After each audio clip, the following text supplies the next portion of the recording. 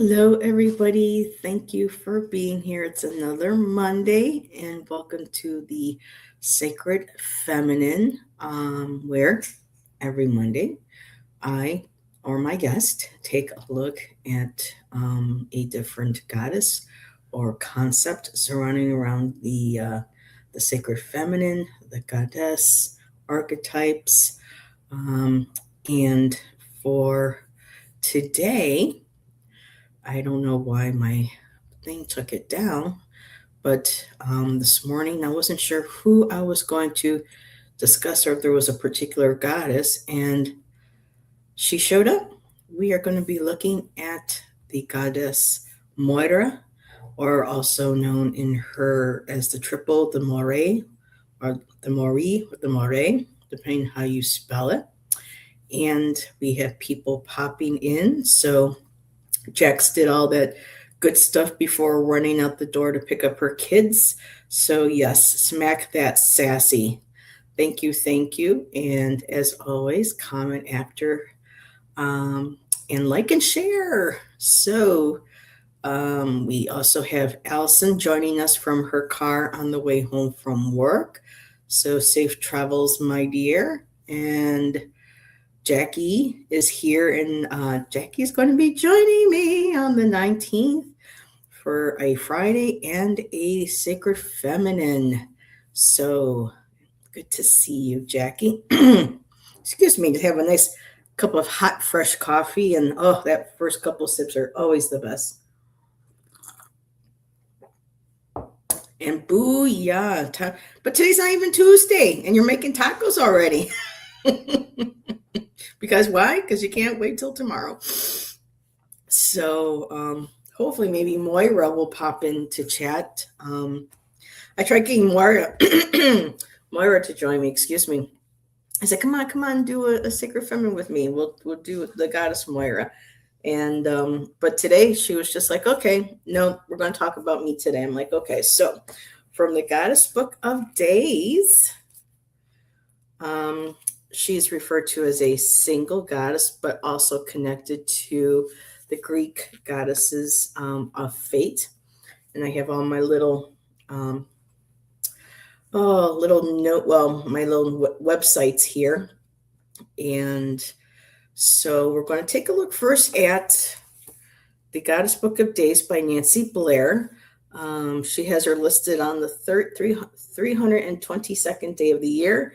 Not sure what that month and day is, but as I was flipping through, I was looking for somebody. Boom, Moira just popped out. She has a couple times, but she was, I think, kind of tired of waiting. And we have Irene joining us. Hello, Irene, my dear.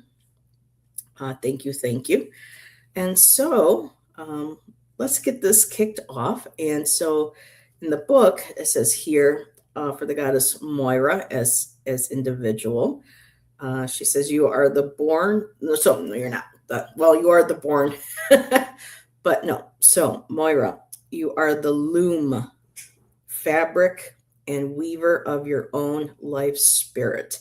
So, that's the key phrase for us when referring to Moira. And I think that's one of the reasons why I was really drawn to her today, because I've been working on, my crocheting. And they talk about a little bit here about colors and things. So I was like, definitely this is going to be the goddess to discuss today. So here, Moira, meaning strong one, is the Greek goddess of fate. Like many ancient female deities, she is three goddesses in one, such as the Morrigan. So she has three goddesses in one, essentially the weavers of destiny. So Clotho or Clotho is the spinner, Lachesis is the measurer, and Atropos is the cutter. The three together said to be older than time, embody the never-ending cycle of life that is creation, preservation, and regeneration. Wow. And I don't know if they're going to mention in this one here, but also they are the daughters of the goddess Nyx, Nyx. So many blessings come bundled up in one package. The past, present, and future are all mixed into the soul like a rich and hearty stew or taco meat in Jax's case. That excites the senses. Apologies for some of the misinterpretation of the word. The text is very small, and my trifocals are moving in between the different distances as I'm trying to focus on here. So that's better. Okay, so can you see the fates spinning your story on the loom of life? Imagine that you are standing with the three designing sisters, going over the details of your soul's desires. What does your sacred fabric feel like? What colors are the goddess spinners using to create the pattern of your life? Are there any gaps or holes that need repair? Any areas that need patching?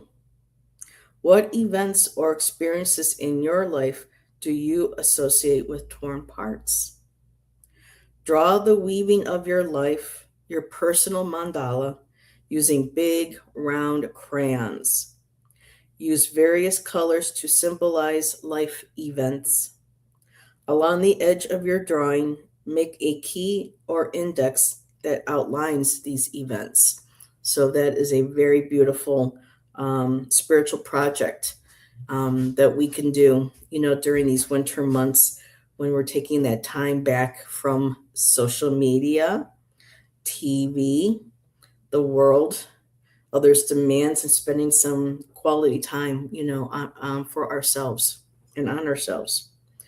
How do you want your sacred tapestry to be finished? Imagine talking over your fate with Moira. Give explicit instructions on how you want the weaving to look. This is the weaving of your life, so make your decisions with discernment. And the affirmation she provides: I create my life weaving with many colors and textures. Oh, I'm so glad Moira popped up today. I absolutely love that. That is definitely going to be a poetry in the making. So I'm going to take a sip really quick. And let's see. Oh, run. I have a mouse for my iPad and I got the mouse on my laptop. Yeah, baby, I dare you to eat a taco in anger. You can't. It'll turn that frown upside down. There you go. Yep, the last taco I had was some Taco Bell too. Yep, it burned its way through my body like a pop. Oh my goodness, girl. Oh dear. That's taco hell. I mean, oh, ladies, I don't know. I had a couple of them the other day, and they actually weren't too bad. Or they isn't as nice as some other places, but no, there was a place back home in Niagara Falls called El Cupalate, and oh man, they had the best tacos. It was a family restaurant, so of course you're going to get a better taco, or meal from anywhere that's a family owned and run restaurant. Mm. Not to mention the wonderful tamales our next door neighbors brought over, Macardio and Angelica, during the summer. And so let's look a little bit more at Moira as the Moirai, also known as the Fates. Let's see. So Clotho, which is interesting because you take the word cloth, it seems like from that cloth. Clotho is known as the spinner, and she spins the thread of life representing the beginning of an individual's existence. Lachesis, the apportioner, she measures the length of the thread, determining how long a person will live. And Atropos, referred to as the inevitable, because we all have to die to be, to keep the cycle of life going. And not just in a physical sense, but this is also us in a metaphorical sense. We're constantly being reborn. Like with crocheting and knitting, if you get to the end of your one thread and you want to cut that and you want to start something else, and the next color, you just cut that color off, you grab another, you weave it in, and there you go, you're off on your next color. And so, yes, she cuts the threads, signifying the end of life. So here, the Moirai were considered powerful entities, often depicted as being above even the gods in their authority over fate. Their decisions were seen as unchangeable, and not even Zeus, the king of the gods, could alter the destinies they assigned. They were worshipped and respected in ancient Greek culture, often associated with the natural order and the inevitability of death. And here she is. I was hoping you would pop in. Moira, I was flipping through my book, and boom, she came up again. And I was like, I've been putting off Moira for too long, or the Moray, and she came a calling again today. So that's who we're talking about. The goddess days, you referred to her in her individual, along with her three aspects, or her sister aspects. So here, the concept of fate as personified by the Moirai has parallels in other mythologies as well. For instance, in Norse mythology, the Norns serve a similar function, controlling the destinies of gods and men. And similarly, various cultures have triads of goddesses associated with fate, such as the Celtic Matres and the Lithuanian goddess Laima, or Laima. Maybe if Maruta pops in, we can ask her how she can phonetically teach us how to pronounce that one. So here, the conclusion, the Moirai embody the Greek understanding of fate and destiny, illustrating the belief that life is predetermined and that every individual has a specific role in the universe. But yet also, like what Nancy Blair was saying, though, if we choose to want to change the direction of our life and change like the colors of our threads, and start something new, we have the power, within ourselves to work with her and to tell her and manifest how we want to continue our loom and what we create with our lives. And there was also another one, because they refer to also the Romans. So let me see if I can find that little spot that I saved there. And so here, so the three Moirai are known in English as the Fates. This derives from Roman mythology, in which they are the Parcae or the Fata, plural of Latin of fatum, meaning prophetic declaration, oracle, or destiny. Euphemistically, the sparing ones. There are other equivalents that descend from the Proto-Indo-European culture. And then again, they also connect with the Norns.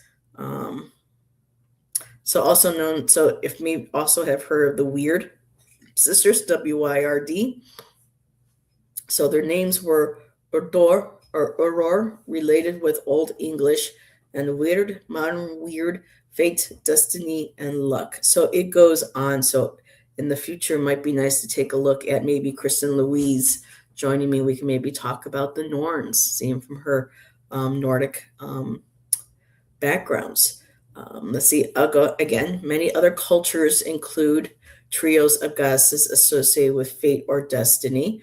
The Celtic matres or matrons, female deities almost always depicted in groups of three, have been proposed as connected to the Norns. And I'm surprised that I don't see the Morrigan in here, because the sisters also, dictated, life and death, especially on the battlefield. In Lithuanian and other Baltic mythologies, the goddess Lema is the personification of destiny, and her most important duty was to prophesy how the life of a newborn will take place. With her sisters Karta and Dekla, she is part of a trinity of fate deities similar to the Moirai. So maybe I can get Maruta to join me, and we can talk about the Lithuanian lema. Let's see. Yes, Mara is also connected to fate and therefore also fate or fairies. I don't see that. Well, they are mentioning as we go down, they start talking about Shakespeare. Um, and then they start throwing other things in here, which is just like, oh my goodness. It's kind of like almost information overkill. Also connected possibly with like Ma'at in ancient Egyptian religion, balancing the feather and the heart, and how you will move over into rebirth. So, yes, it goes on and on.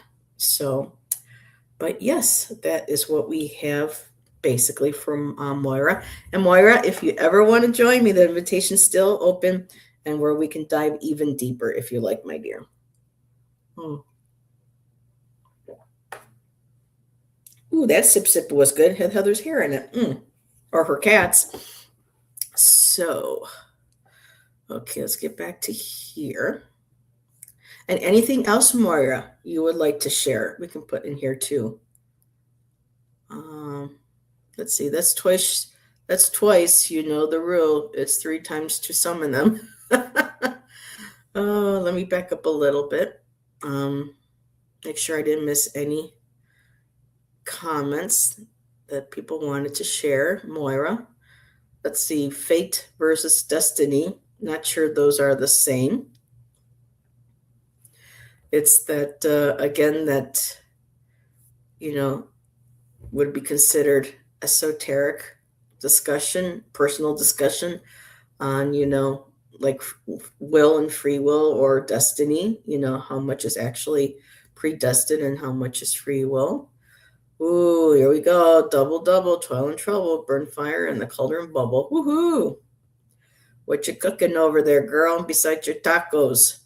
To the fae and the fairies, yes. Let's see. I thought fae implied outside forces had control, whereas destiny, we have more control over our own lives. Yes, Irene, I like that too. I mean, there are times, but this is how humans can be. For me, I know for some people it's very black and white, but I kind of looking at different aspects of things. Whereas, you know, um, our fate can be determined by at times by others that are outside of our control. Um, whether they're good things or bad things that happen to us. And I believe possibly then the destiny could be what or how we handle those challenges, those events. Again, whether, for good or bad. Um, for some people in this lifetime, their lives are relatively smooth, whereas some of us are born, into certain circumstances or, end up having events happen to us that just absolutely boggles the mind. Um, and let's see. And Jax, as per Google, Irene said, fate is generally seen as unchangeable, predetermined path set by external forces, while destiny implies a purposeful future that an individual actively shapes through their choices and actions. And sometimes those predetermined paths from depending on who you will speak and what their belief is, or their experiences, is that we choose our life path. We choose the parents we are born with, we're the family we're born into, the things that, even if they're atrocity, and sometimes that's where, again, it's to me is that very slippery slope from my understanding. Whereas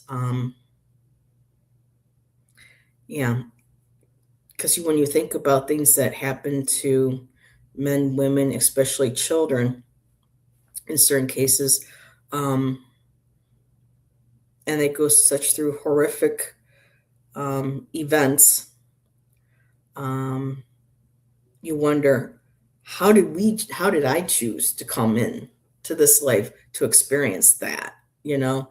And for some people, the kind of way some people see it is kind of like half and half. It's like some things are predetermined, and then there are times when that free will is taken out of our hands by another's free will.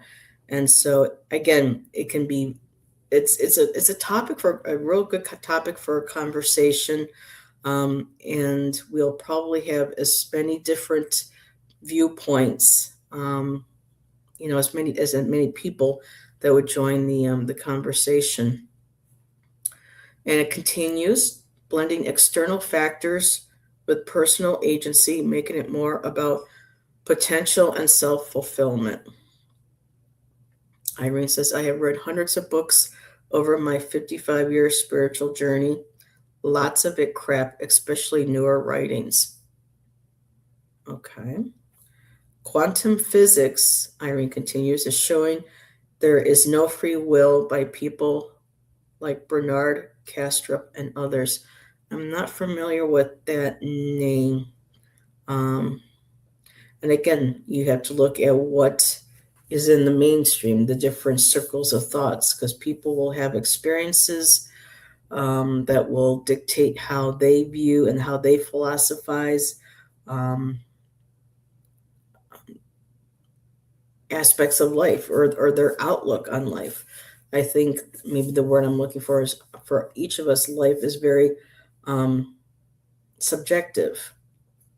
We again all come from different experiences, and so that is going to color how we see and view the world. Let's see what we have here. Moira says, I think it's a mix, maybe 80% fate and 20% destiny. Destiny as in changeable. And there are some things we are destined to do here on earth, and sometimes we fall off that path and need to be reminded, sometimes to get back on there. So again, you know, it's a lot for us as a species to try to wrap our brains around, because once we're on the spiritual side of, you know, the universe, will be like, oh, this obviously makes sense. Now, this is why I did this. That's why I did that. And yet, when we come here, we're not supposed to remember why we chose to do certain things or have certain events or people come into our lives. And let's see, Irene also said, I had an epiphany the other day. My life was always better when I threw spirituality out of my life and just worked towards the things I needed from an atheist point of view.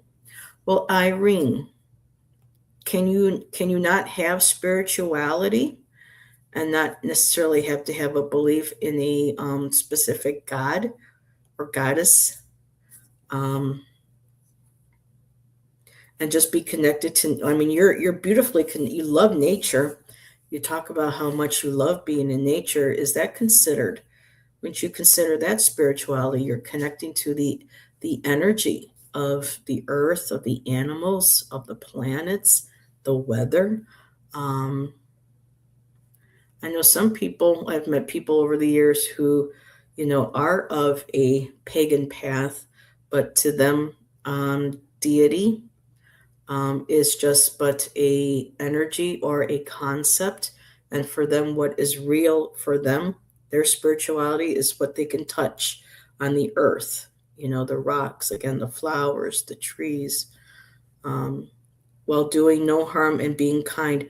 That's being spiritual. I think a lot, that there's that dichotomy of using spirituality versus like religion. For me, I steer away from religion, or anything that's considered a religion, just because there is going to be some sort of dogmatic, whether it's Wiccan, which is pagan, but there is a dogmatic way of looking and worshiping and doing certain things, depending again to of what coven, group that you're a part of. See, spirituality can be elemental. Exactly, Moira. Let's see what Moira also shared. Liz Green, Astrology of Fate, is a phenomenal book on Moira as fate.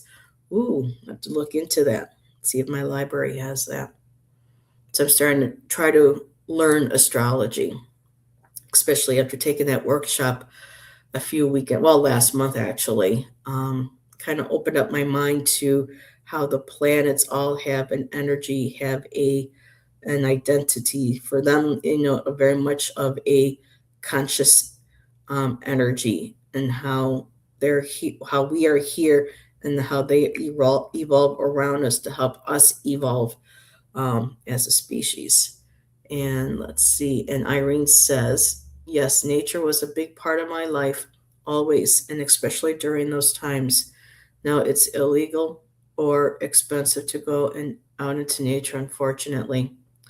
Sorry to hear that, Irene. Even if it's just to a public park or something, getting connected into nature, even if just sitting, with a tree, or sitting by some flowers and just reaching out and feeling that energy.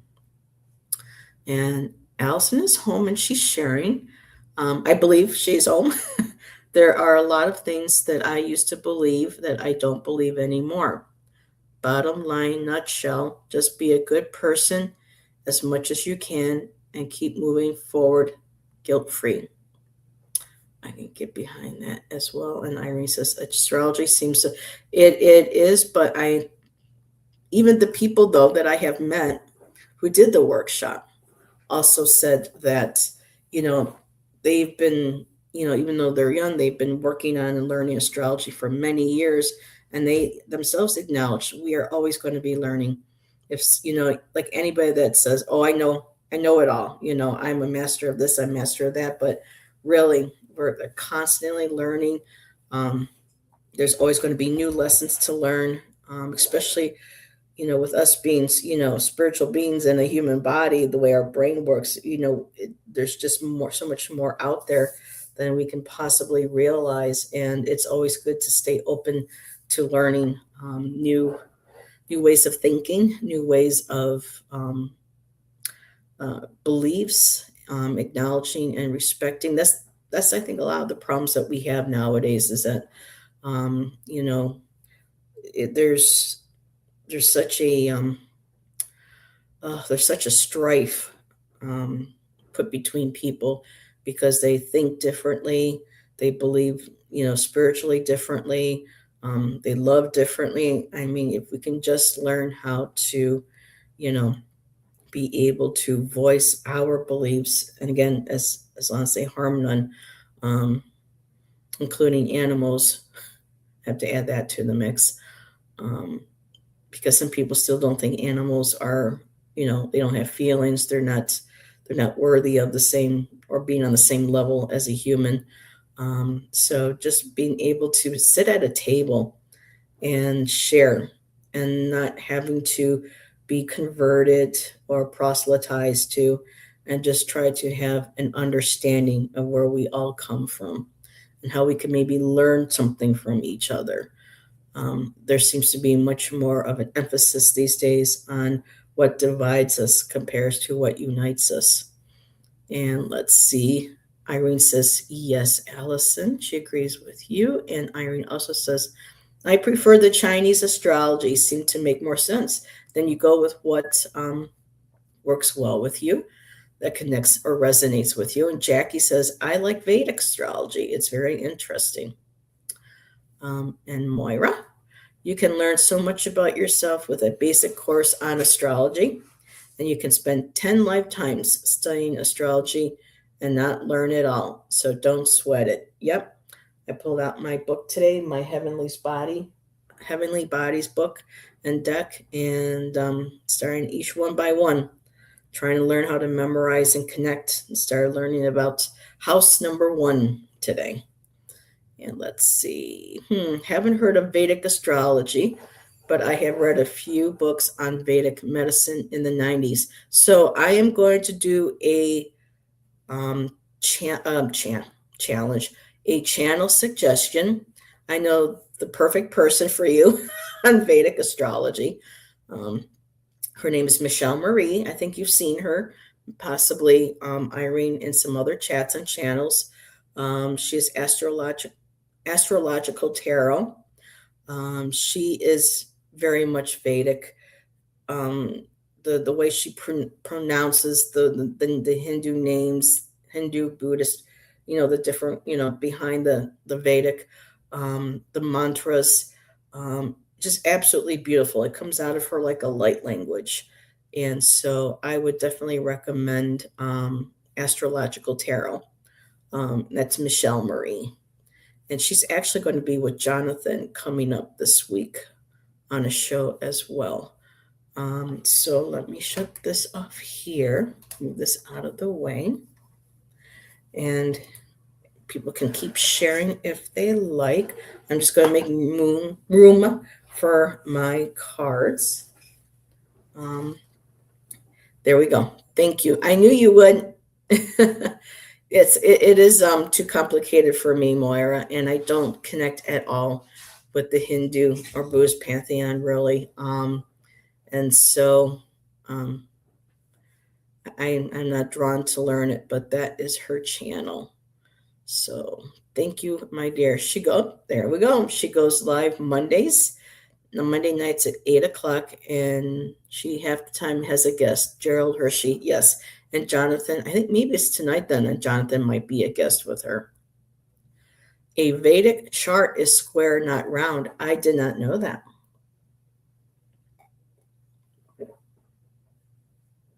Very interesting. So Monday night Eastern, so it's what, 5:30 now. So yeah, it's going to be on a little bit later. Awesome. I just subbed to her and hit the bell. Very cool. But yes, the way she pronounced, I mean, it's just her connection, you know. She had to have a past life because it's just in this life, the way the words and the mantras just roll off her tongue. It's very lovely. So I am going to, it's interesting. The banner, they took it down again. I wonder why. Oh, show for 10 seconds. Oh, well, this was who we were talking about today, discussing. That's weird that there's a timer on this. I did not realize that. So, new things added to StreamYard. So, that was that. And now, nope. Heather's got to find and do this. There we go. So if anybody would like a Divine Feminine card reading, please let me know. I brought out the Goddess Oracle deck, but I also, because of we're starting to wane now, and we're going towards a new moon, and we're into the cold moon month. Though it feels anything like here. I mean, this week we're going to have several days where we're going to be about 60, 65, which is beautiful. And of course, more. Okay, woo! Alrighty. So I have the Obsidian Veil also with me for the waning aspect as we're coming into the colder, darker months. So excited to have Jackie join me on this show in about a week or two. Let's see, Moira. And you can do me. You can do me. No, we're not going to go there. This is a spiritual channel, right? We're not invoking the goddesses of love, passion, and sexuality today. Let's see, -20 here. No, not jealous. I kind of miss the snow a little bit for the holidays, but you know what, Moira, I'll take it. 60. I mean, on my birthday, it was like a high between 50 and 55. The sun was out, there were clouds and mists in the mountains. It was just absolutely beautiful. Well, Jackie, you let me know, and I'll get a hold of you. Let me see here. Because Jackie, you are Jackie Jan, you are Jackie B, right? I was thrown off a little bit with the emails. And then when I went to go say hi on Sherry's channel, I was like, Jackie B. I go, wait a minute, is that my Jackie Jan also? And then when I looked at the emails, it says Jackie B. So just making sure I got the right girl. So let's see. I got Jackie. I got Moira. I have Irene and Jax. I'll put you down here. Um, my fajitas would be an ice cube. Yes, Jackie B. Gotcha, girl. All righty. Okay, it's 16 degrees. Ooh, ooh. Oh, that's fair. That's a little burr. That's a little cold. So I'm also going to be thinking about bringing my art cards in with me too today. I was using them for poetry last night, and they seem to be connecting very well with the readings.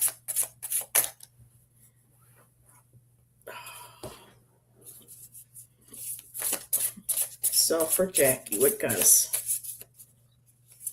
Yes, love the art cards. Okay. And for tarot, I brought my Mystic Palette tarot. That I haven't used that in a very long time. And so here, let me grab some of the cards. I'll use these ones here. They're easier to. I just got to be very careful so I don't chip the paint or anything.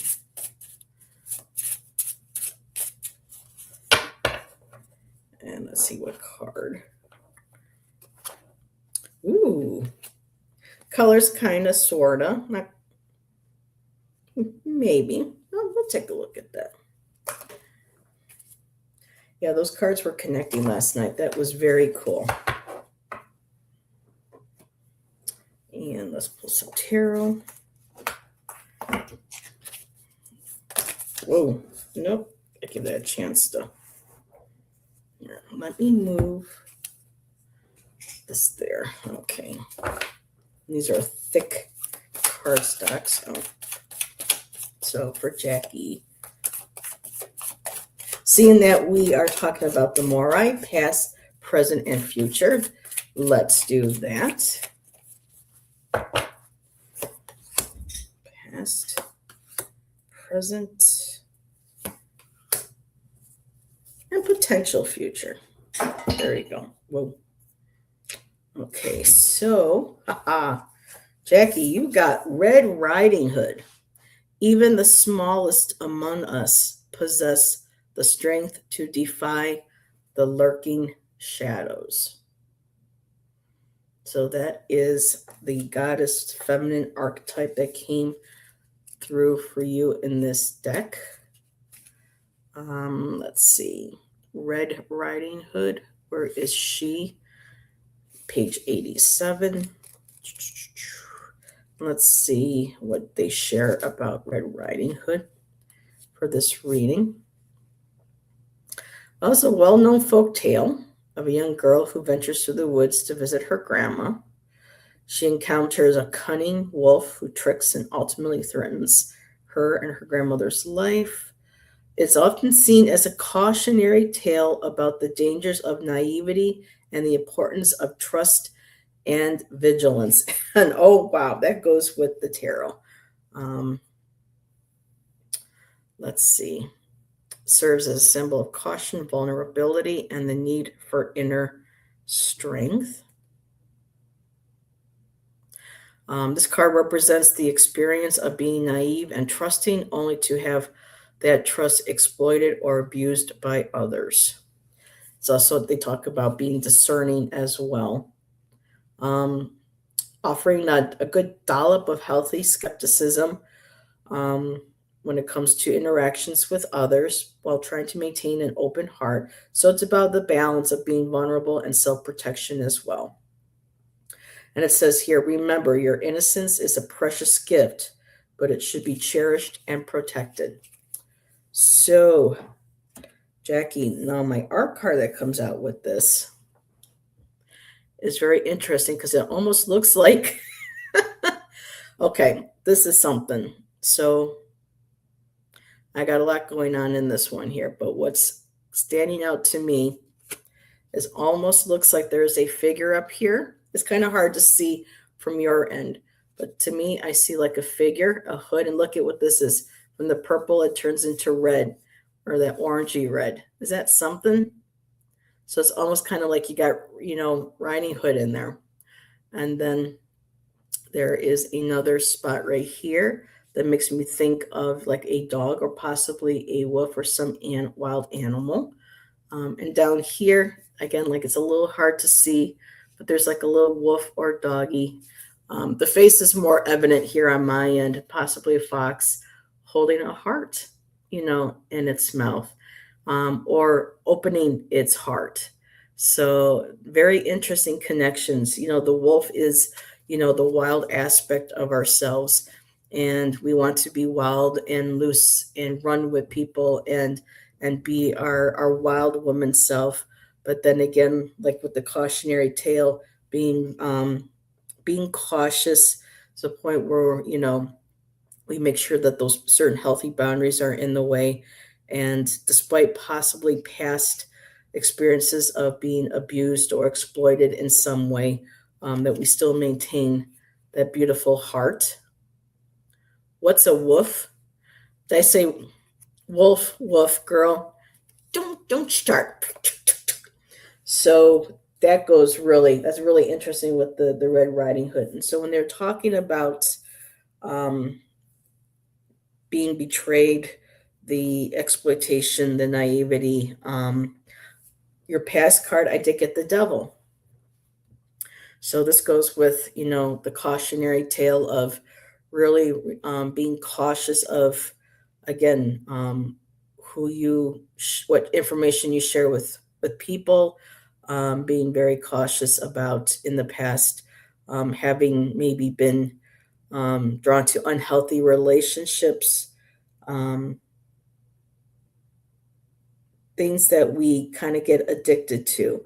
Um, and where I'm kind of going now, where they're showing this with me about, for me, when it comes to exploitation or betrayal, there is so much now that we can do on the internet than we did when a lot of us were kids.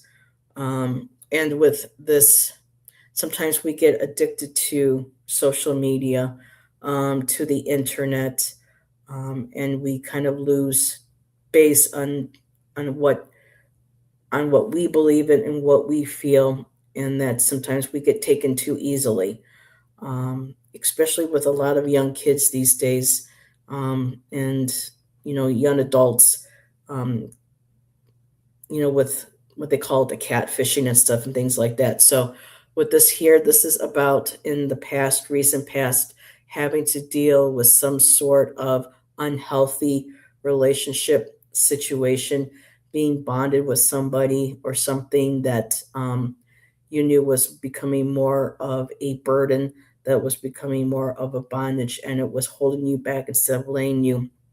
Um, Instead of letting you be free, letting you, be free of. And so your prison card, and this is one of my favorite out of the decks, Jackie, out of this deck, is the Two of Swords. She is so cool. She is so badass. So this is about decisions that need to be made. And yes, she is blindfolded, like the traditional, but I love how those swords are behind her. And she has the ability to, with those swords while being blindfolded. And so at this time, decisions are being made, choices that need to, yeah, these are decisions that need to be made.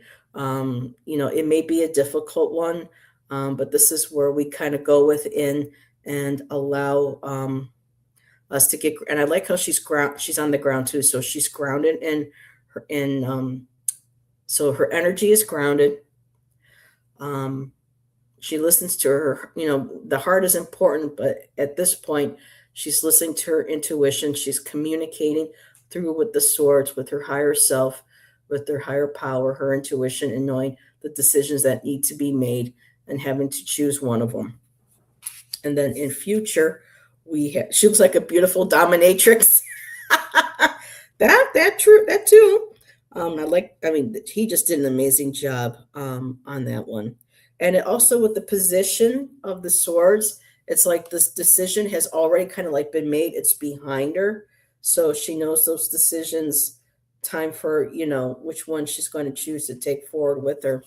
And your future card is the Star. And so moving forward, like the more I said, also, um, now that we released that unhealthy attachment with the devil, we've made, the right decision. Now you can move forward and start following your dreams, um, having hope again, and that beautiful balance of being connected to your intuition. Again, cups also with creativity. And I just love those cards. Those are beautiful, Jackie. And that's what I have for you, my dear. Something else with that. Time for self reflection. Because we're in the other card, the decision she had to make, she was blindfolded, um, gave her that sense of clarity. She was able to kind of disassociate, get grounded, and be able to tap into her intuition and her higher self, and her guides, or whatever, the universal cosmic energy. And then in the next card moving forward, that allows the that blindfold to come off, and instead now she's looking into the waters, the reflections. She's seeing now she's able to emotionally feel with and connect to the heart, to the intuition, along with, with the stars, with her hopes and dreams. So that's what I have. You're welcome, my dear. Woof, woof, woof. So, yes, mistress. Okay. You are welcome. Oh man, where is Ben when you need him for a laugh? Yeah, Ben and I are a lot of fun now together. Most Two of Swords cards aren't beautiful. Yeah, and it's interesting because in the traditional, the swords, her hands are covering over her heart, which is, kind of saying, okay, kind of having to cancel out with the heart, not letting the heart influence so much, and being able to think logically. I mean, it's good to think, to make decisions, from a heart base, but there are times when you have to make certain decisions, clear cut, precise decisions, and the heart can get in the way. And so, being blindfolded, so visually can't be, uh, influenced. But yet, too, in that card, though, her chest is out, you know. So, in a way, it's like in this card, she is sort of feeling, with her heart, but also she's very clearly connecting with her intuition and her inner sight and communication to be able to swivel those, those swords like that behind her. So, it's a very fascinating card. Um, Alrighty, so I'm going to take a sip, and then I will go on to Moira.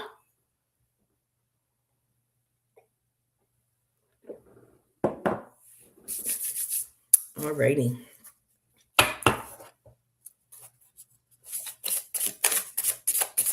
Out of my couple of my goddess decks here, Moira or the Moray were not included, which I thought was interesting. Moira says, there are chess masters who play blindfolded. It can be strength, not weakness. There you go. Well, look at Star Wars, for instance.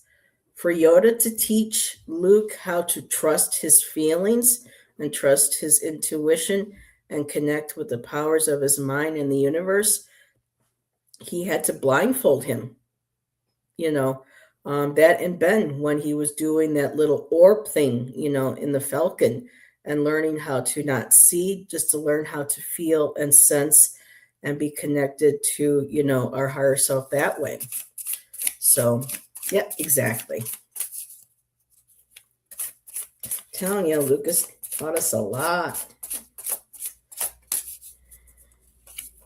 He did some not so kosher things either, but I'll digress. Use the force, Luke. And Princess Leia had just as much ability as he did.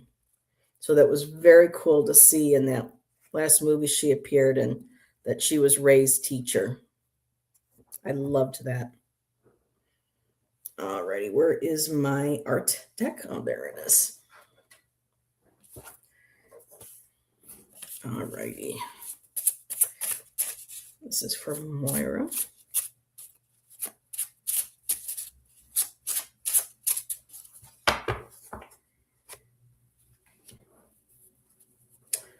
Okay.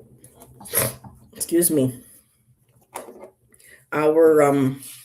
We got a storm moving and some rain, and I get a little nasally when the barometric pressure changes. So, okay, past, present, and future message.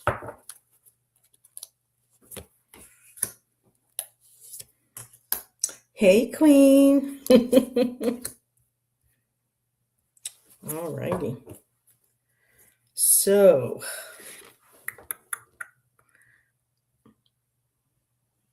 I'm just looking at my card, Moira, seeing what stands out to me.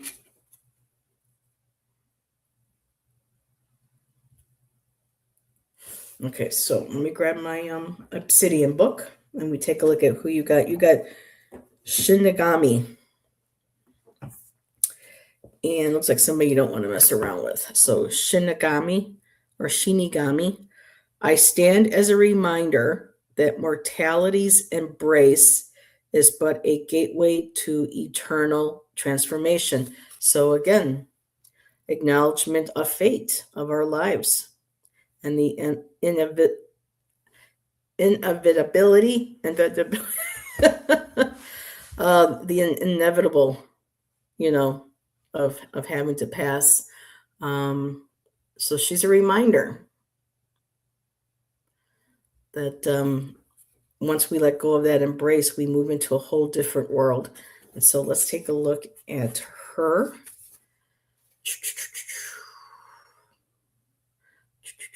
What page are you on, my dear? 81.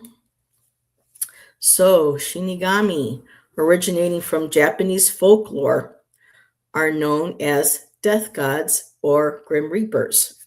So she is basically a Japanese grim reaper.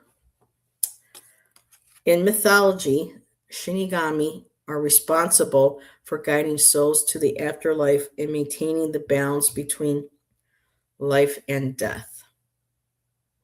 Often depicted as mysterious cloaked figures with a somber and solemn presence. They are neither good nor evil, but serve as impartial guardians of the transitions from life to death. So she's basically another fate, goddess. Hey, Tom! Crashes through the door with the male energy. So he's going to be our Han Solo, right? How he just rushes in with the blaster, running around the corner. Ah! So, Moira, their story is rooted in the understanding that death is an inevitable part of the cycle of existence. So they also represent the acceptance of mortality, the contemplation of impermanence, and the recognition of the transformative power ending. So again, the power of three. Just like, the three Morai. This is very cool.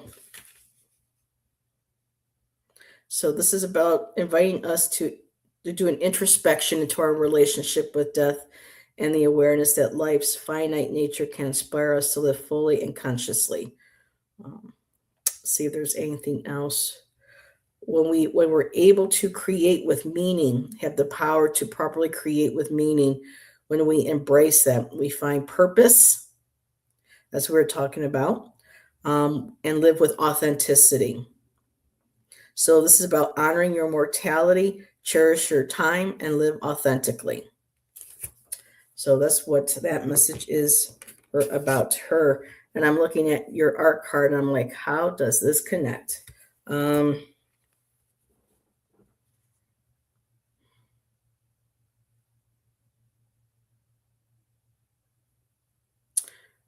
Interesting. So I almost see, I see a couple of things.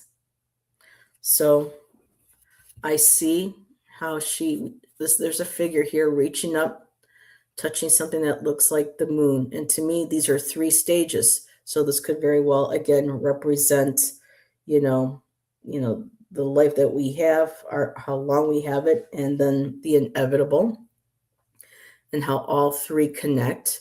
This could also, to me, a lot of my circles that look like this make me think of our cells in our body that connect, that contain our DNA, a lot of times our memories, but also it looks like there's a figure here too, looking to the stars.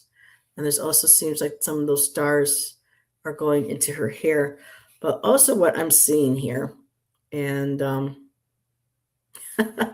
seeing it two different ways now. Here it looks like those are eyes.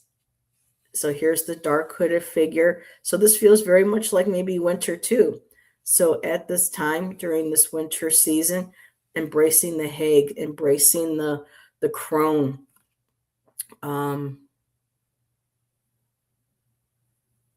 almost kind of like like a green man, but it's in a crone, and it also kind of has that feel of the traditional, Halloween witch with the crooked green nose, and um, are you feeling wicked?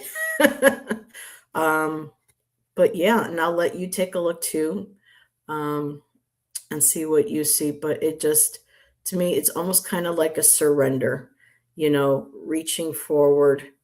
Um, the greens, represent the earth, being connected to the earth. Um, it also represents our heart chakras, and then that yellow being part of our solar plexus, standing in our power. So being able to, while we here are on earth, to live life to the fullest, reach for your potential. Um, like the stars in her hair, the other one looking like she's looking up to the stars. Um, So yeah, very cool. Oh, I see a satyr or a pan. Well, of course you do, Tom. But that's okay because we both have the divine masculine and feminine in us as well. Moira, so see your wills and estates lawyer. Okay, I'll get back up to that in a second. So Moira, past, present, and future from the Morai. So, girl, recent past, Queen of Wands, girl. You got that fire, that charisma, that passion, that energy, especially for, um, expressing yourself. Um, Almost kind of like the party girl, but yet this is somebody where people are attracted to, kind of like the moth to the flame. In this case, in her ball, she's got a dragon.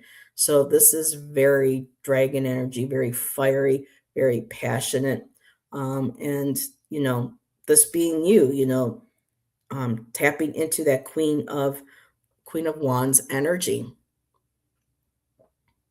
Again, that magnetism, people being drawn to you, but you also having that zest for life, like they were talking about in the cards, to embrace. Like, and they're saying, like, in the recent past, you were fully embracing life. You were motivated. You were excited. You basically wielded that fire right in your hands. You knew how to direct that energy. You followed your passions. Now, present moment, there's something, Moira, looks like that you're going through, because I did get the Five of Cups. So there's some sadness, depression. I know it's sounding like, cliche, but there's something that really needs to let go. There's a grieving of things that are no longer. So I don't know if you feel like. So what I'm feeling is that at this stage in your life right now, you are grieving the loss, or like that you had as of the Queen of Wands. Maybe your energy has dimmed a little bit. Maybe your light has dimmed a little. The fire is pulled back. I mean, I can kind of relate to that too, because as we get older, we change very much from when we were younger with our dreams and things and stuff, and what gets us motivated. So I'm feeling like, in a sense, that you're mourning this Queen of Wands, or the intensity of this Queen of Wands. But what I do have next for you, my dear, I do have the Temperance card. And I think that once you give yourself time and space, um, and patience, you'll be able to, refill both those cups. You'll be able to get grounded. You'll find balance, and there will be more of a sense of peace, not being in the rush, not always having to be that, because that fire energy was always, the fire burned so fast. So that was very fast, fast, go, go. And now at this time, taking that step back and sitting with those emotions, possibly memories as well. And now taking the time moving forward to find balance with who Moira was and now who Moira is becoming. So it's not, it might be the end of one cycle or part of Moira. And then, of course, the grieving part doesn't necessarily mean the loss of a person, or, it could be, we're feeling the loss of who we were, or the loss of self or sense of self. But when we take a step back, like Moira, and you spend time with yourself, being still in the moment, you find that beautiful balance. Again, like with this card here, it feels very like, with Tom coming in, the balance of masculine and feminine. And it doesn't necessarily even have to do with gender, it's the energy, the silver of the sun and the gold of the moon, finding that beautiful yin yang balance again within you, and being able to be at peace with that. Um, that's what I have for you, Moira. Thank you for letting me read for you. Tom said an oopsie. Uh-oh. Tom, what did you do now? Are you the ones that drop those glasses and spill those drinks? You're going to have to pay for them, So, let's see. Okay, there's the Force. Yeah, I used the Force, Luke, and then here comes Han Solo running through with blasters blazing. Hey, bro, what's up? Yep, in the house. So let's see. Moving down, Myra. Ah, Tom. Hello. Irene. Yep. Boom. Hey there. So you're well loved, Tom. That is the Morai snipping off the thread. Oh, okay. Snipping off the thread. I'm looking at the card. I'm assuming you're referring.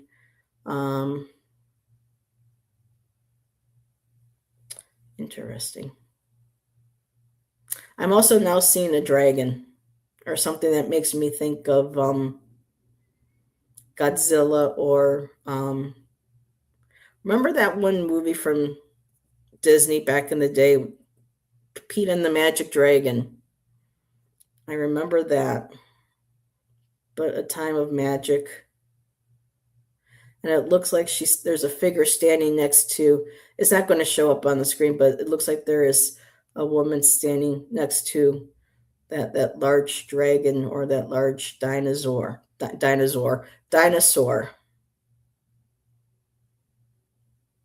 yeah, all righty. Let's see, what else did she say? 555. See, your wills and estates lawyer. Okay. There's the pan. I see that too. Oh, we have magic with moonlight. Hello, Shay, my dear. How have you been? Sometimes I have to stop and think, because we have several. So I'm like, wait a minute. No, not Lila. That's Shay. And let's see. Yep, I'm feeling more Capricorn and less Pisces. Okay. I need to smoke more grass. Moira, girl. And then Tom's like, oopsie. You're welcome. Pete's dragging you. Mickey Rooney was in it. I just remember the one scene where they had to throw a cover or a tarp over him, and you can see the shape, the mechanical underneath. And I was like, oh, it's so cool. Okay, so Irene, you are next, my dear. A movie I love too is Pippi Longstocking. I wanted to be like Pippi. I wanted that cool house where I can drop down the poles and swing around. And yeah, she was pretty cool. That was more my spirit. I mean, I like playing with my Barbies, but the delicate, quiet little girl. Nah, give me Pippi, give me Princess Leia, give me all the the Wonder Woman. Okay, so Irene. Thanks again. We love a show discussing what everyone sees in your art cards. I can do that again. Oh, now this is interesting. This is someone that Allison and I pulled cards on one night during one of our Friday night psychic shows. Elizabeth Bathory, looking to see, the mythology, the stories that were told about her, if they were true. So we'll get to that in a second. We got very interesting cards. Because, women back then, when they were strong, powerful, they talk shit about you. They made stories up to make you look like you were, you were evil and you were this and that. So I think her and I kind of got cards that contradicted the quote unquote, the tale, the true story. Oh, Irene, you're going to love this. This is one of my favorite cards I painted. Because it's very easy to see animals in this one. I'm glad to see you pulling your hand-painted cards. Yeah, I got drawn to pulling them out. The only thing is I'm missing some of them. And I'm hoping, against hope that maybe I was going through something and I accidentally set the other pile into another box. If I can't find them, though, I'm going to have to get a hold of the women at the center back in Niagara Falls who are holding my work. Still haven't gotten anything sent to me from them. It's been like 8 months, but times are a little tight right now. And it's expensive to ship stuff. Pippi Longstocking, yep. So past, present, future for Irene.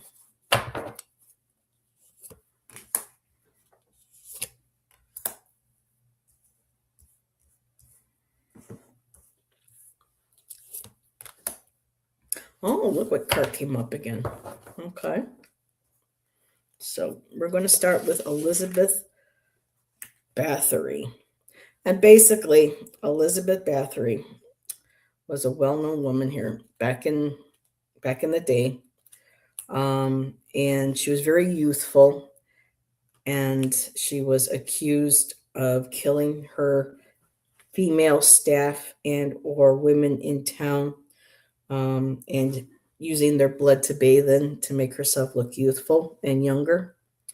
So, not for the faint of heart. The sanguine countess. She was a countess. And again, the red. Here we go. And it says here on the card, Irene, bathed in crimson secrets. I am the vessel of power unchecked.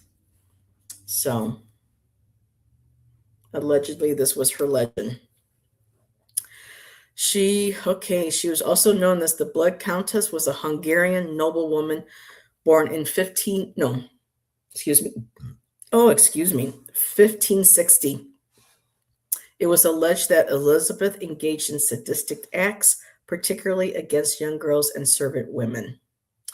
Accusations, torturing, bathing, killing, drinking their blood, in hopes of acquiring eternal youth. And eventually she got arrested, put on trial. But because she was a countess, she could not be put to death. And so she was imprisoned within the walls of her castle. She lived the remainder of her life in solitary confinement until her death in 1614. Yep, it looked like a bunch of dramatized rumors. Yeah, those were some of the cards that you and I were getting. We got to do some more of those again. We talked about doing that at one point, pulling out some of those cards and these women from history, also then reading up on them. Let's see. Anything else that stands out? Yeah, it's as anything in history, the dangers of power, unchecked power, and we are living in that time itself. And now in this time, you know, they get away with it. So this is cards also about challenging us to face the consequences of our actions, both past and present. Um, so her tale is associated with abuse of power and cruelty. And it says here, just to examine your own patterns of behavior or relationships that may be rooted in abusive dynamics. And that I can see how that relates. Not you necessarily putting that upon others, though I know that you probably feel very drawn to it, but what you are, it feels like this is because of the receiving end, Irene, of what you've been through the last, oh my goodness, what, 3 or 6 months or so, honey. It says here, reflect on the consequences of your or others' actions and seek redemption for any harm caused. So it also signifies that this is potential for personal growth and the opportunity they see for making amends. So I don't know if that is at all possible with your situation, but that's, a possibility that's put out there. So the art card that you got has a lot of red in it, reds, pinks. Also, it looks like there's an eyeball in here. Now, this one here has one that looks like a wolf and the one that looks like a dog. So I'm just going to show you. You can see them clearly yourself, and this is how, they appeared as I was painting. And Irene, I want you to take a look. Now, I know you said you're from Scotland. So, but I have this gentleman here. And I basically don't give my cards names, but I call this the red feather card because there is a native gentleman with a red feather. And so I refer to him as red feather. And red, again, is the color just not of our vital life force, but is also the color of our chakras, of our lower chakra, where we retain that connection to earth, but also to passion, to aggression, sexuality, revenge. So it's a color, kind of like a color of fight or flight. But the red is also a color like we all see in advertisements of, it's a very strong, bold color that also helps revitalize our energy. Especially, and you're going to get a laugh for this, but where you are right now, you say you're cold, maybe wearing something red or envisioning, the hot color red around you, invoking that to maybe help lend some warmth.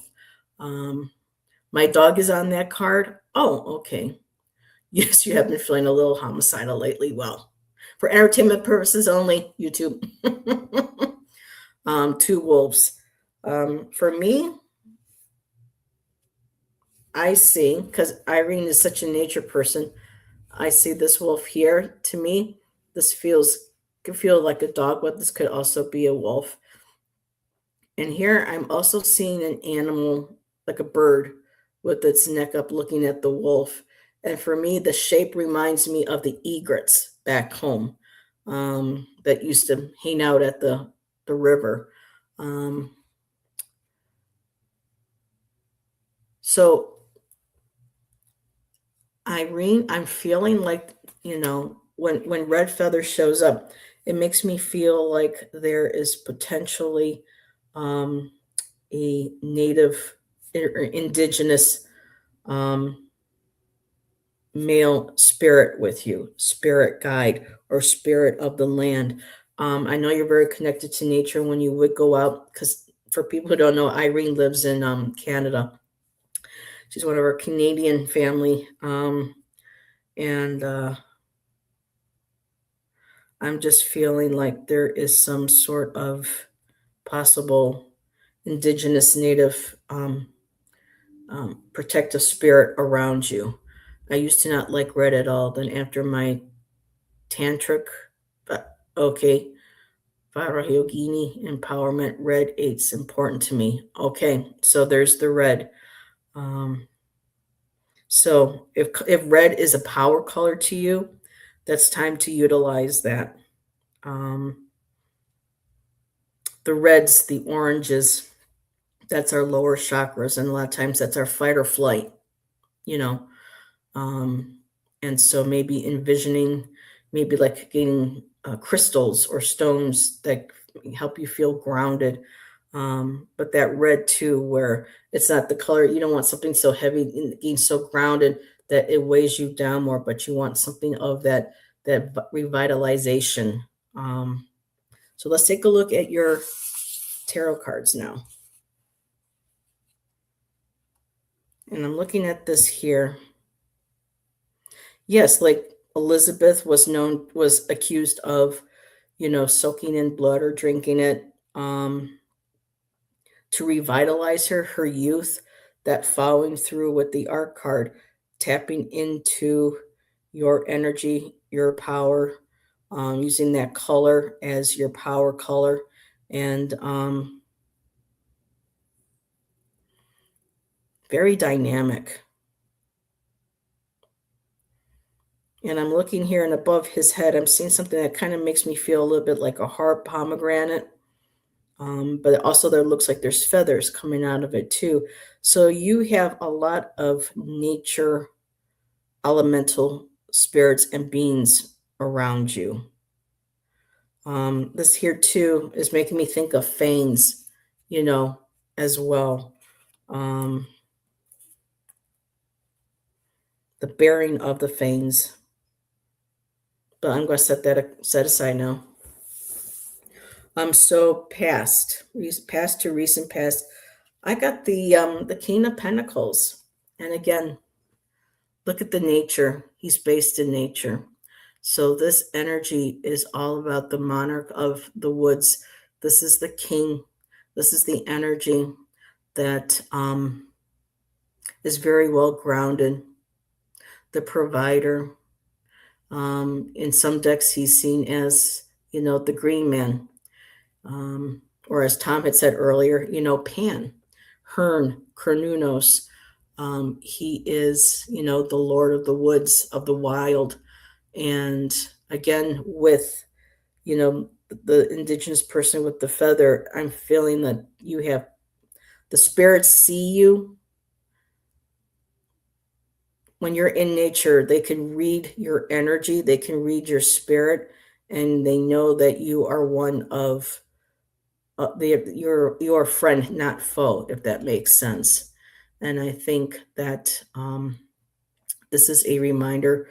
I know that you're with finance. This can represent finances, being the provider, feeling that sense of security and still stability, and right now struggling to find that, or trying to get back that sense of security and stability. But again, it's a connection to, again, what makes you feel alive, what connects you to your life force, again, to that lifeblood that is within you. And that's the animals, that's nature, it's the deer, it's the stag, it's the spirit of the wild. Right now, I got the Eight of Cups for the present moment, walking away. And so in the process, there is a lot of walking away that you have to do, from toxic emotions, feelings, people in your life. But you're riding that crest of that wave. You are in your emotions. You are embracing them. You are acknowledging them and not acting out on them, like what you said earlier. But knowing, look at that beautiful, light breaking through the cards. So again, moving forward, you're cresting that wave and you're letting that beautiful wave carry you forward, leaving what no longer serves you behind. You know that there is more out there for you. more emotional happiness, more sense of security, um, and also searching for a reconnection to yourself. I know in the beginning you were saying that you're an atheist, that you don't believe in spirituality, things are better when you take it out. But with this card here, all these cards are acknowledging that beautiful element. You're connected to the elements. That in itself is a spirituality. You're connecting into the divine force, divine nature of everything that is around you. And just in this moment, you feel like the wave is going to take you, but in this card, it's showing that you are riding it and that it's carrying you forward, leaving again what no longer serves you behind and carrying you to a better shore, to better horizons. And future card, this came up again. You're going to have to make some decisions. So that's why it's important, again, to get grounded. Listen to your heart, yes, but making sure that you are able to um, connect again with that higher power, listening to your intuition, and when I say how higher power, that is connecting with nature, having nature connect with you, those spirit guides, and those two decisions with those swords, something is going to come together for you, and it's going to be that bright light, deers in the headlights, like you're going to be like, that's it, that's the decision I have to make, that's the choice I'm going to go with. And so a decision is going to have to be made. But look at how deft she is. Look how skilled she is. She trusts in the universe, but not just in the universe, but she also trusts herself. So with that Elizabeth behind you as well, having to battle, the hearsay, the allegations, people afraid of her power and taking that away from her. It shows here that the power's in your hands to make that decision so that they don't. Okay, my dear? And that's what I have. Makes me think Mortal Kombat.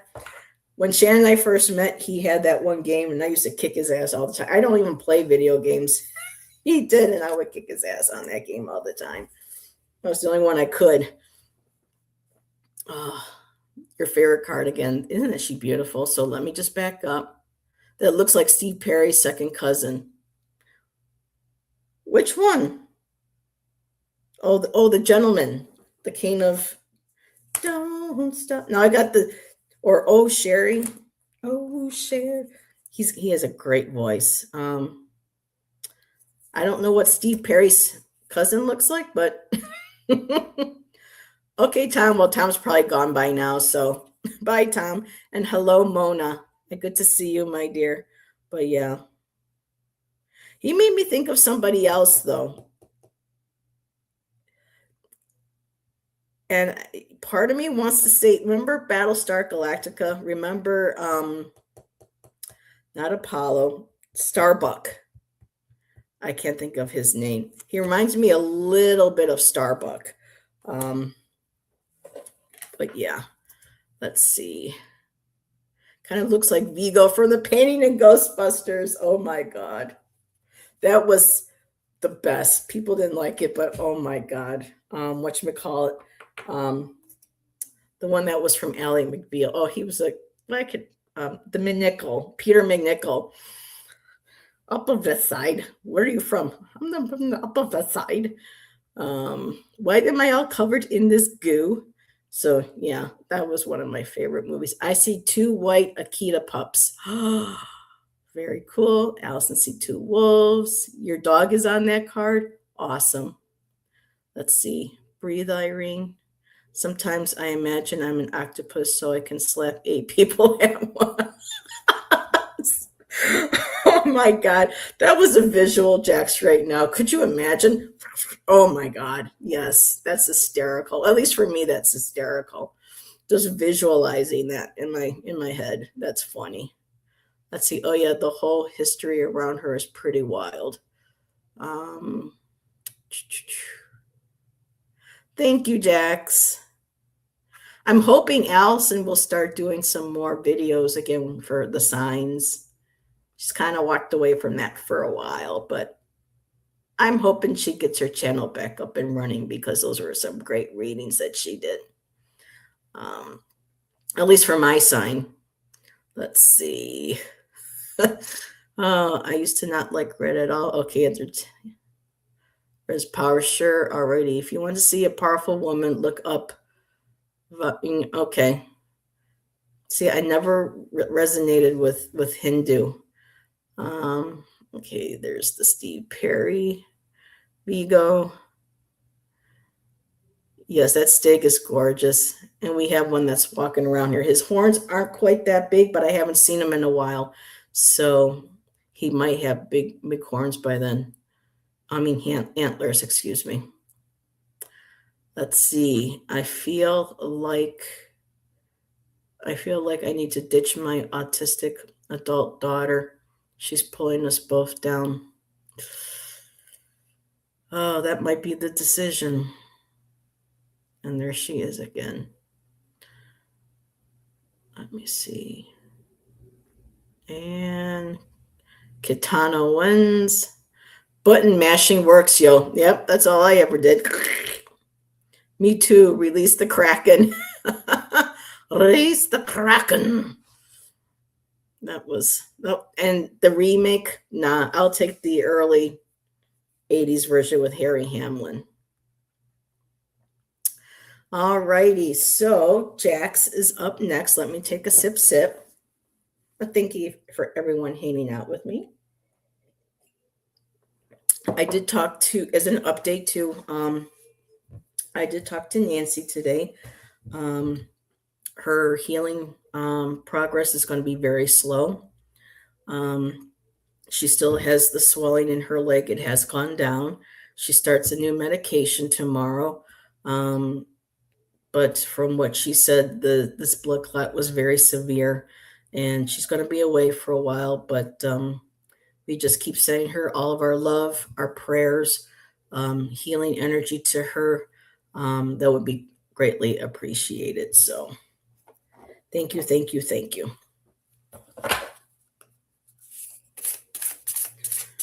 All righty, so Jax, hot diggity dog. Hi, Wiener has a first name. Oh. You know, I actually went to school when I was younger, briefly in Catholic school for that 1 year. And a fellow student of mine, his name was Wiener. And his last name was Cadet. Man, I can't imagine. I mean, he was well loved and received. And that's because most of everybody in the school, their family came from money. That's why. Mine didn't, so we won't go down that rabbit hole. But yeah, his name was Wiener. I added her to the prayer list.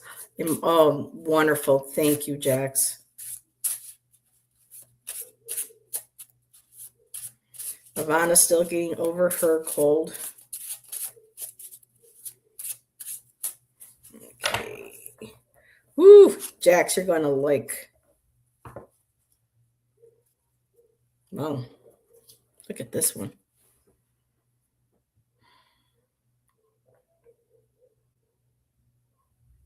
If you hear any barking, the homeless have taken shelter. And no offense to you, Irene, they're taking a base right across the street from us, and they have dogs that they take back and forth with them. And when people walk their dogs by, they start, barking like crazy. So if anyone can hear the barking, my apologies. It'll quiet down in a little bit once the folks move their dogs past. And it has been a day for dogs, hasn't it? Wow. So, Jax, I'll give you a hint about your card, your goddess card. Think Shakira. Her one, this was after her first well, her mainstream album, but she refers to being an animal. And I'll end it right there. I am on cloud nine today. I mean, I was darn near a panic attack before lunch, but stuff worked out. That's awesome.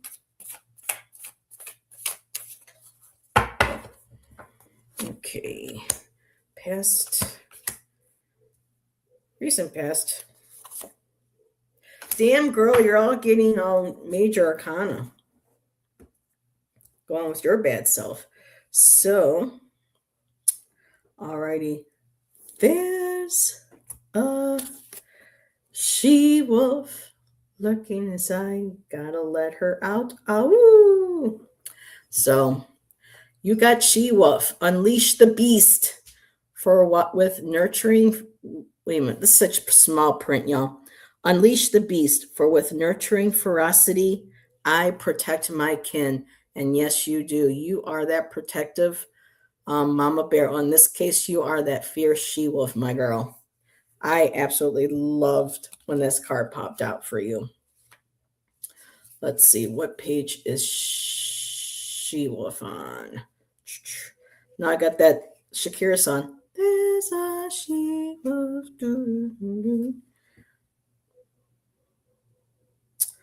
Let's see, page 67. Damn right. I say 67.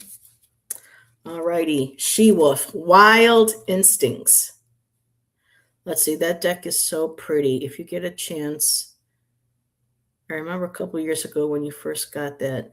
Which one? The Obsidian Veil, Allison. I'll send you the link. Yeah, Vixen made them. They're the ethereal.com, but I'll send you the link. Because he's got a real cool Allison in Wonderland too that he came out with. Okay, so she wolf. Yes, ma'am. So, according to legend, twin brothers Romulus and Remus were abandoned in the wilderness and left to die. However, they were saved and nursed to health by a she wolf who became their foster mother.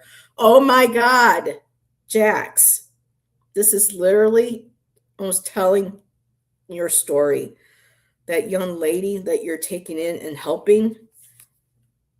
You can't make this. Oh, I forgot to take Mona's comment down. Sorry about that. Holy smokes, no kidding. The she wolf story represents themes of survival, protection, nurturing. Okay, you know what? We don't need to read anymore. Bye, everybody. Have a good night. I mean, Jax, you can't even. Yeah. Pull up an ice block and lend an ear. So she embodies the primal and untamed aspects of nature, serving as a guardian and a provider. You're her guardian. You're working to be her guardian. You're working as a guy. I mean, this is basically everything that you're doing that he's talking about here. This reminds us of the importance of protecting and nurturing those in need and the power of compassion and maternal love. It could be the time to embrace your wildness, tap into your inner strength, and assert your boundaries. Yeah, you've already done that. She wolf's acknowledging that. I would really look at. I don't know if I brought up wolves with you before. If there's an animal, they're an animal totem because this is coming out really strong. She encourages you to unleash your passions, protect what is sacred to you, and find balance between our wild nature and our civilized lives. And that's what you're doing. And this is beautiful. The she wolf teaches us to honor our primal instincts, to listen to the whispers of the wild, and to find our place within the natural order of things. Protect your passions, life, and coven at all costs, or in your case, your family at all costs. All right, I don't think I need any more of these. Yeah, we're going to read these. So, very, very interesting. There is a person in this card whose face is very clear.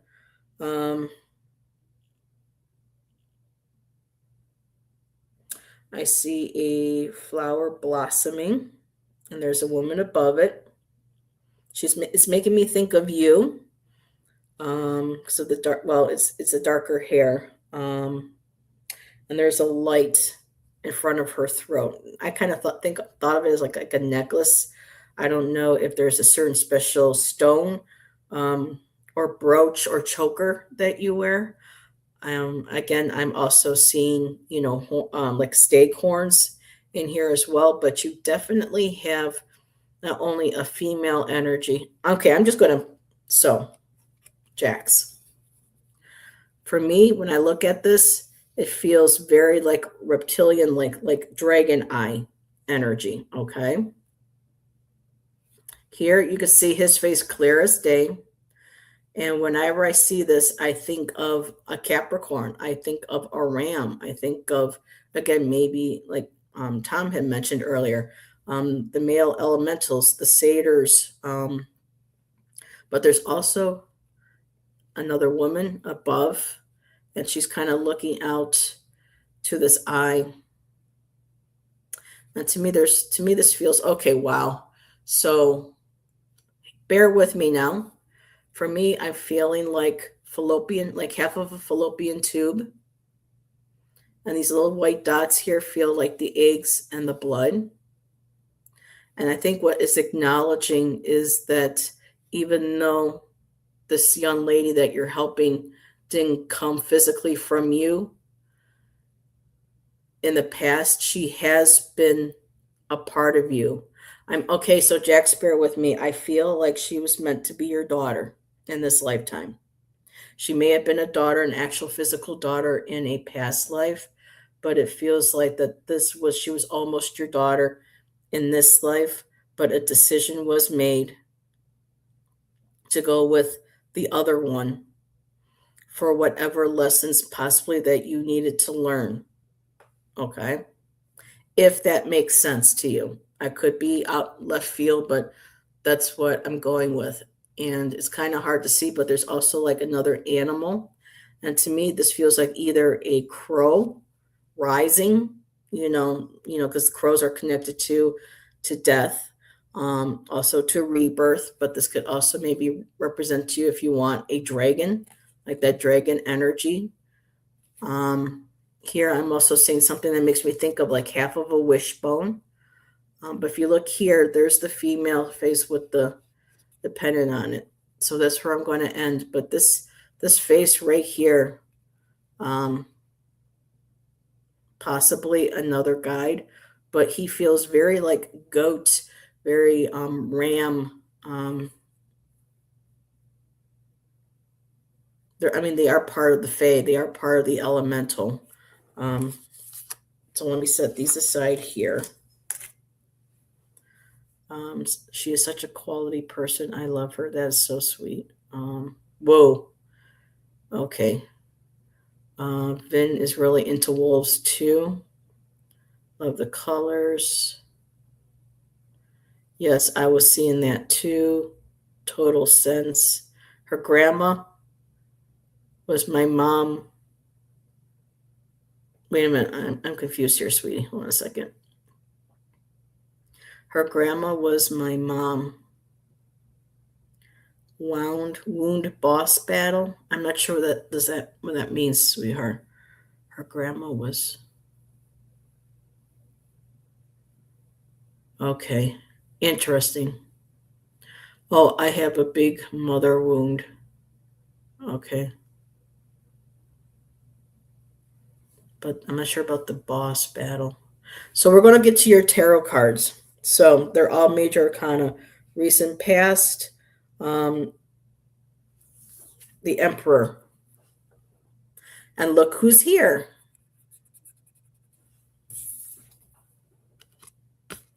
Look who's here, the horns again. So this is off the charts, this reading. Again. And what I love about this one, this is the emperor. And this is the individual that people look up to because they rule from a place of integrity, honesty, total leadership skills, There's somebody that they can rely on and look to for rule and guidance. And I love that this he was like, we have a statue here. So it was like breaking through and showing people, and also acknowledging breaking through that stoic marble facade, that there was a human, an actual living, breathing human under that. So it's kind of like breaking the mold, so to speak, Jax, breaking the mold, breaking that mask, and taking control and leadership when most needed. Holy schnickies, yeah.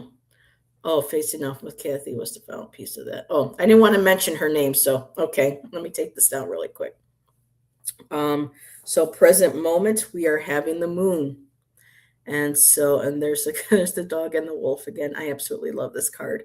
So right now, embracing your shadows, you are tapping into your emotions, your intuition, the divine feminine, allowing, and we just had that super moon, that full super moon, which I'm sure opened up things to you, or opened things up for you. Um, Energize that. And I just love that it's like her hands are on those and she's just almost like kind of pulling them aside. She almost kind of looks like you for a little bit from that video that you sent me. So that moon card, not being afraid to look into your shadows, allowing that moon light to guide you. Tapping again into the intuition, but also into the creative way, into the creative ways of using your intuition. And this is also feeling like psychic work, trusting your like psychic abilities. Things are starting to come to you the more that you embrace. Since you've been embracing the changes, it's very interesting. This is a very male, and then we go to a female card. Very much taking on both the roles, and also kind of like her kind of being the guide through the portal, through the gateway. And I'm going to go to your last card, future card, outcome. I have the judgment, and the judgment is about releasing judgment, walking away from others' judgment. But this is also a card about spiritual enlightenment. And so everything that you've been through, especially connecting now that things are starting to move into that, things are starting to settle. I know you still have a lot to do with helping Aster and everything in her situation, but this is going to be opening up more opportunity for you to start working with your own shadow work, to continue with that, and to start developing your psychic ability and start having those spiritual awakenings, that they're already happening. And I feel like this is acknowledging it's going to continue. And of course, the wolves with the full moon, connecting with that full moon energy. Wow, girl. You got some juju there. I take up space and I'm weird. Sorry, not sorry. Oh, don't have to be. You do you, boo. Let's see. I need to put my mask back on. Society doesn't like me unmasked. Stuff that we got to work through, girl. Let's see. Let me just back up a little bit here. She's such a quality person. I love her. Love was spot on. Okay, love the colors. Making sure I didn't miss anything. Yes, I was seeing that too. Total sense, Grandma. Okay. Alrighty. So facing off with Kathy. Okay. Holy schnickies. Yep. I masked for a long time. Now I am me. Well, you have to do that role for for her. You had to do that role, for yourself as well. Um, and I know the loss of your father this past year was very difficult for you. Um, but all this is helping you to move through those columns in that moon card. It's like she's separating them herself and that just that sereneful, peaceful look on her face, connecting into that wild nature. Irene says I'm considered eccentric and ornery. That could be me too. That's my favorite intersection. She's like a Hallmark card written by Samuel L. Jackson. You mentioned that last night. That was funny. So, all righty. That was the last reading. I don't think there was any other requests. We're at 3:45, almost 2 hours. It doesn't even feel like 2 hours went by. So, alrighty. Tomorrow, I am going to be a guest again on Bill's channel. He is 999. He is the 999 show.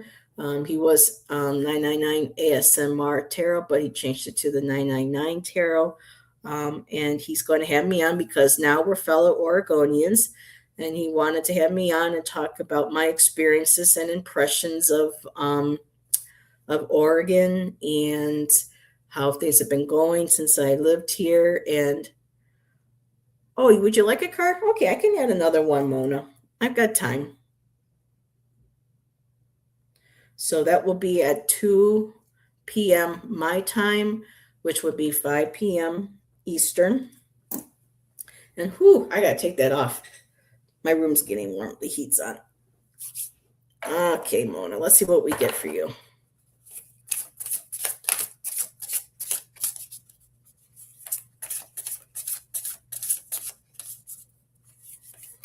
Whoa. Okay. Just one? Alrighty. Okay. So you got the nymphs. That beautiful, absolutely beautiful artwork. So, nymphs, the guardian of the wild. I bathe in the beauty of the earth, life and vitality. I am going to pull though, because I like to round off my reads with more than one card. So let me just pull two. Well, let's just do three: past, present, future, because we're talking about the Morai.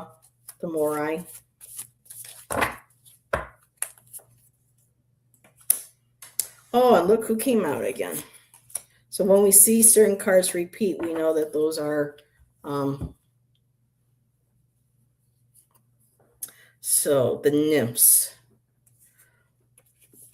So Mona, I thought I opened up to it. The nymphs.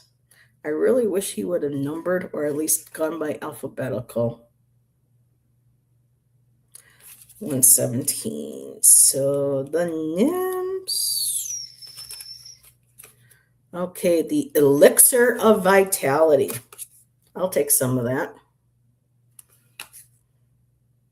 And again, at the bottom of the card, it says, Guardian of the wild, I bathe in the beauty of the earth, life, and vitality. So the nymphs are Greek mythology, just like our Morai were today. Were believed to inhabit forests, meadows, rivers, and other natural settings. They were associated with the protection and preservation of these environments, often serving as guardians and caretakers of the natural world, which makes sense with your first tarot card. They represent the delicate balance between humans and nature, remind us of the interconnected and interdependence of all living beings. They serve as a reminder of the inherent vitality within you. Just as the nymphs dance throughout forests and frolic in meadows, you are encouraged to embrace your own vitality and zest for life. We really all should. That seems to be an underlying current here. My book is falling apart. Tap into the wellspring of energy that flows within you and allow it to guide you on your path. And it continues about taking care of your body through exercise, water, nourishing foods, and engaging in activities that bring you joy. All about nature. And I love how she's taking a little swim or a little bath. You say, I flow. Awesome. So your tarot cards, recent past, that King of Pentacles came out again. So being connected with nature with the nymphs here you go. Here's an acknowledgement moment. So recent path, past.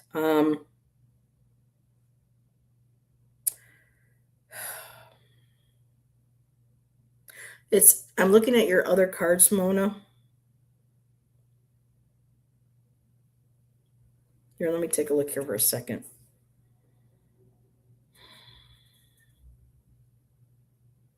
So there feels like this is in the past. It's that guy again. Yes, it is.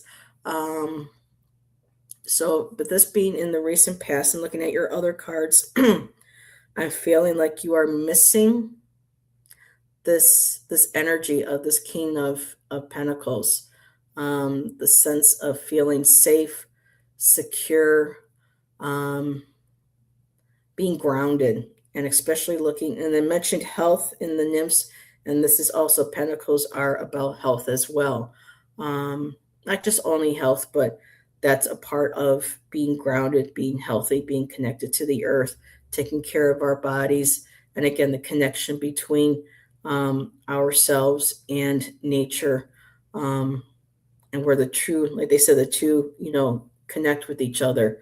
So I'm feeling like this is a little bit more of a past energy that you may have, that you feel like you've stepped away from, or you feel is less, that vitality, that connection to earth. Almost kind of feels like maybe you've something's occurred where you feel you've lost that connection, you've lost that sense of security, stability, maybe even financially. Maybe there's some concern about finances moving forward, because your present moment card is the Nine of Swords, and that's the card of anxiety, stress, nightmares, having a hard time sleeping. So whatever these thoughts are and or fears, are keeping you up at night. I don't know if this is, well, to me, it's acknowledging this loss, because these are two very different cards. The King of Pentacles being very grounded, being connected to earth and feeling safe, secure, having everything that you need, feeling that everything that everything that you feel that needs to be provided for you, or or you feel like there's a fear of that support, or foundations just kind of slipping away. And there's that fear in your head that's keeping you up. There's this anxiety. But your last card, your future or possible outcome, I did get the Six of Pentacles. So we're going to a place of nostalgia. So going in, embracing that child, it's time to work through those fears, that anxiety. This could maybe well be connected with the health. This could possibly maybe be mental health as well. Maybe finding a counselor to talk to. As always, entertainment purposes only. I'm not a doctor. So always seek professionals. But being an individual with a multiple mental health diagnoses, it's always good to have someone who can maybe get you back into that feeling of feeling stable and grounded, and not so stressed and not so worried. And this card here with the Six of Pentacles, taking the time to reflect on nostalgia, embracing the inner child, maybe looking for ways of the past, of things that brought you that sense of safety, help, sense of safety, contentment. Um, I don't know if you've lost. This could also maybe represent a loved one that you've lost, and this may be causing some of this. And to be able to help you is a remembrance of those past times, to make sure that you take care of that inner child again. And with here, she's coming to the nest.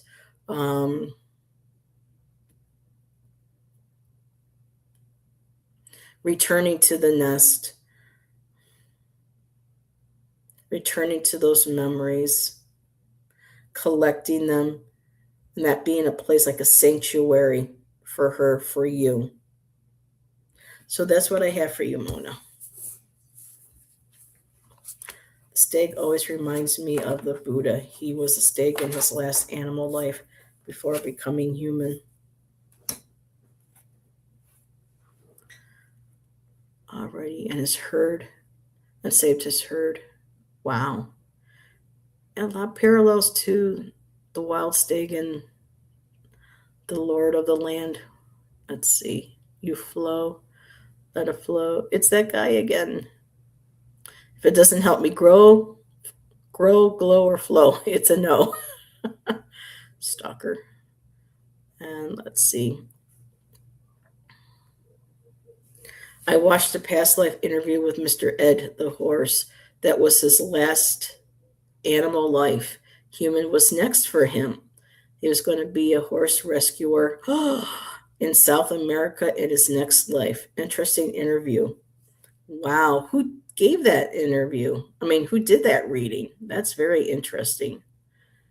And I haven't heard from Mona, so all righty.